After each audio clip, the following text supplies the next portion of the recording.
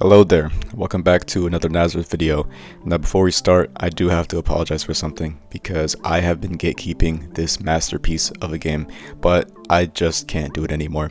I am so annoyed by the fact that the owner of the game does not get as much players as let's say I don't even know, but this game needs to have a lot more players than it should because this game is so amazing. I tried my very best to find any negatives about this game, but I really just couldn't. This game is easily one of the best Roblox games on the platform right now. So like it says in the title, this is a Star Wars game, but do not let that throw you off because this game is extremely unique. It's not like those other Star Wars games where you just load in and you fight people and there's not really a progression system. There isn't really much to do except for fighting. This game is extremely unique, and there are so many systems, so many things you can do that I'm not even sure I can talk about in a single video. The game is called Force, and yes, I know it is a very simple name, which probably contributes to the reason why the game doesn't have that much players, because imagine trying to search for it. You're most likely not going to be able to find it because of how simple the name is. But anyway, like I said before, there is tons of systems in this game. There's a combat system, parkour system, tons of classes, tons of cosmetics, huge skill trees, swimming. Like, this game feels like an actual RPG disguised as a Roblox game. The world is open, there's events going on in the game all the time. There's different areas to explore, so if you're going into this expecting some surface level Battlegrounds game, this is not that. It's way more. It's the type of game where if you just give it a little bit of your time, you'll be addicted to it before you even realize what's happening. Anyway, now that we got all that out of the way, let me first talk about the combat system. So this game does have parrying. I know a lot of you may not like that because nowadays every single game has parrying, even games that really don't even need it. But this game kind of changes it up. So in this game, there are two types of parries. There is a micro parry and a regular parry. A micro parry is basically like Deep Woken's parry, where you press F and it, parries whatever. But in this game, micro parrying does not really stun the person. It pretty much just makes it so that you don't get hit by the attack. I can't really explain it all that well. It's pretty much you deflecting the attack rather than actually stunning them. But on the other hand, there is the regular parry, which actually does stun the person for a long time. But the issue with that is that if you miss the regular parry, then you'll be the person that gets stunned instead. So the reason why I like this is because it gives the player two decisions. You can either minimize the risk with micro parries and make it so that you won't get stunned, so that you won't get comboed, or you can regular parry and risk getting comboed, but if it does hit, you'll get a ton of reward out of it. So it kind of adds a lot more depth and decision making to the combat because you have to decide whether or not a micro parry or regular parry is more appropriate to use in a given situation. And speaking more on the decision making part of the game, when you play as a Jedi or a Sith and you have a lightsaber, you can choose up to 14 different forms at any given time. So if you're in a fight and, for example, you are crowded around a large group of people, you can choose a form where you swing your saber in a 360-degree angle so that you have an AoE attack, or let's say you're doing a 1v1. You can switch your style to a form that has a double hit and a singular hit, if that kind of makes sense. So it's more better to use in 1v1s. So basically what this does is it adds a whole new tech heavy layered type of combat experience, which I really like because you'll have to go out of your way to learn the different forms, the ways to counter them, etc, etc. Now besides the Jedis and Siths, there are other classes like the Mandalorians, the Rebels, Stormtroopers, Hutts, Internal Empire. There are tons of different classes with their own unique passives and skill trees, so this game pretty much has something for everyone. If you really don't like close range fights, that's okay, you can just be a gunner class. If you do like close range fights, okay, then be a Jedi or Sith. If you do a mix of both, then you can be a gunner class with a sword. The game really just has everything. I should also bring up the fact that this game was made around the same time as Rogue Lineage, so a lot of aspects from Rogue Lineage are in this game, such as the races.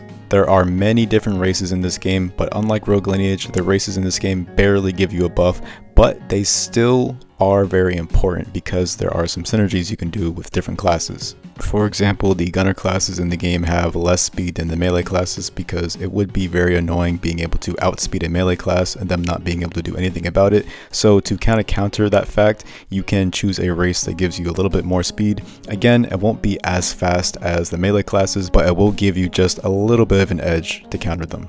So because there's different weapons and classes and races to choose from, the game kind of allows you to experiment, which I really like because you'll never really see someone running around with the exact same build as someone else. So the game really kind of has like a lot of diversity in what you can do. Moving on into what I think is the best part of the game is the open world and the events.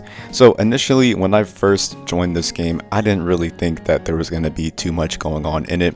The world at first didn't really seem like it was going to be interactable. It felt like it was kind of empty at first, but then I leveled up.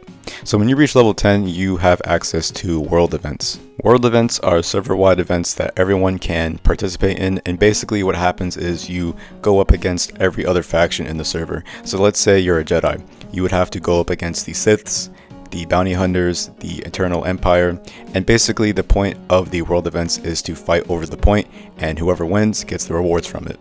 But I really do like these world events because no matter what, you can always expect to have some fun when you hop on this game. You won't just be walking around doing nothing. There will always be a huge wide-scale battle.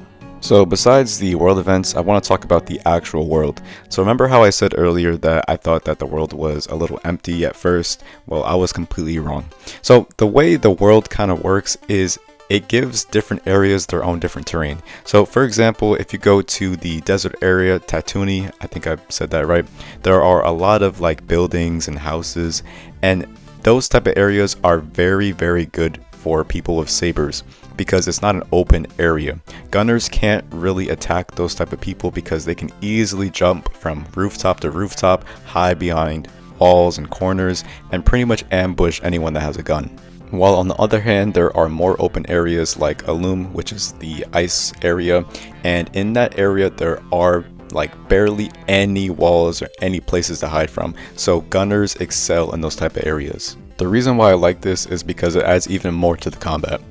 On top of having to understand how your class works, you have to understand the environment around you and how you can use that to your advantage. So even if you're not as skilled as the person you're fighting, if you can navigate through the environment better than they can, you will most definitely have an edge in a fight 100% of the time. Anyway, let's move on because I gotta wrap this video up. I hate making long videos, so let's just move on into the downsides, which is, something that I do every single video. And again, like I said in the beginning, I had a really difficult time trying to figure out any negatives for this game. There are only a few things I can think of, and first being the permadeath system and how it's pretty much useless. So in this game, you start with 5 lives. When you kill someone, you gain a life back, and when you level up, you gain all your lives back. So this system kind of feels pointless because of the fact that the lives don't really impact you at all because first of all, you start out with too many and you can easily get them back. I'm being 100% serious when I say this. I have never seen anyone actually get wiped. The only time I've seen someone get wiped is when they wanted to wipe themselves. I've never seen someone get wiped just normally playing the game. It never happens because of how easy the system is. Plus, the system also kind of encourages ult farming. Now look, I'm not saying you should do this, but I've seen this time and time again. People get low on lives and then they get an ult and they kill their ult so they can get their lives back. It's like, what is even the point of the system? I feel like the owner even knows this and it just feels slapped on. It doesn't feel like it gives anything to the game. It doesn't add anything at all. It just feels like it's just there, just to be there. Again, it doesn't add anything, so it doesn't ruin anything either. It doesn't it's kind of like a neutral thing. Like it's neutral. It's not positive or negative, so I don't know, but I feel like the game doesn't need it at all. It really does just feel like slapped on and just there just to call the game quote unquote hardcore. Like it's really not a hardcore game. It's like adding wiping to Type Soul. It just doesn't make sense. It doesn't make sense at all, and this game does not need it. But yeah, that's pretty much my only issues with this game. I can't really think of anything else because this game is truly a 9.9 out of 10. Honestly, it really is. So you should most definitely give this game a try. And again, I didn't really get to cover everything. Like for example, the cosmetics and some other systems I didn't go over. So if you want to know more, please check out the game yourself. And one more thing before I end this video, I made a Discord server. So if you want to join that, come talk with me. I don't know. It's up to you. So yeah, that will do it for this video. And as always, I hope you all have a great rest of your day, and bye-bye.